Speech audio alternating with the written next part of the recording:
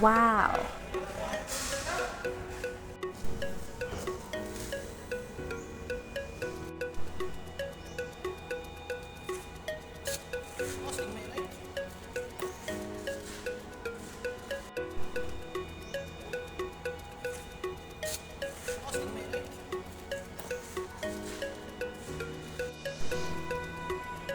So ito mga ka-DE, fix natin tong unit natin, DE62W. K6A engine, 660cc automatic, 4x4 turbo. So, yung pinagkaiba lang nito sa 64W at saka sa 17W is yung dashboard. Pero yung ceiling, parang naka 17W din po. Tingnan natin sa loob.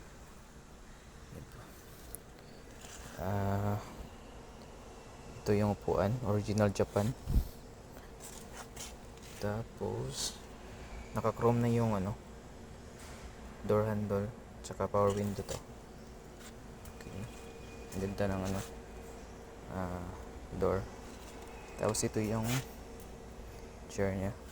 Okay, sa likod. Captain seat din to. Merong lagayan ng coffee slope. So same lang din ng look ng D17W at saka 64W.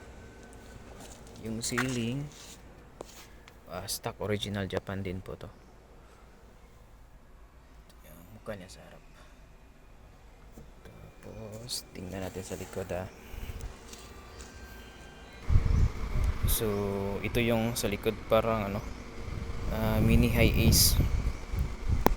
So ito yung pinagkaiba ng sa 64W medyo mahaba yung tail light, tapos yung sa 17W pahiga yung tail light.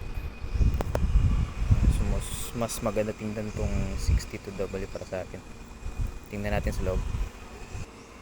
So ito yung sa likod. Sinasabi ko kanina, mas same lang sila ng 17W at saka 64W. Interior nila same no, halos kapareha lang din, no? Unlike sa mga DE na V variant, still yung dito yung ceiling ang ganda-ganda. Tapos doon sa harap na ceiling, same lang din sila ng 17W. Ito.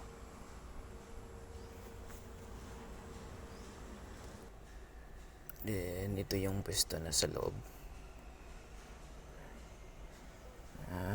Iba lang siya, iba yung design ng panel gauge niya compared to the latest na DE natin. Aircon to, malamig din aircon ito. Super nice. So nakuha ko to 140k. So mas practical siya doon sa mga latest na DE, kasi same engine lang to, 660cc, naka-turbo din. Hindi ka mabibitin pag sa ahunan, kasi naka-turbo siya, 4x4 all time.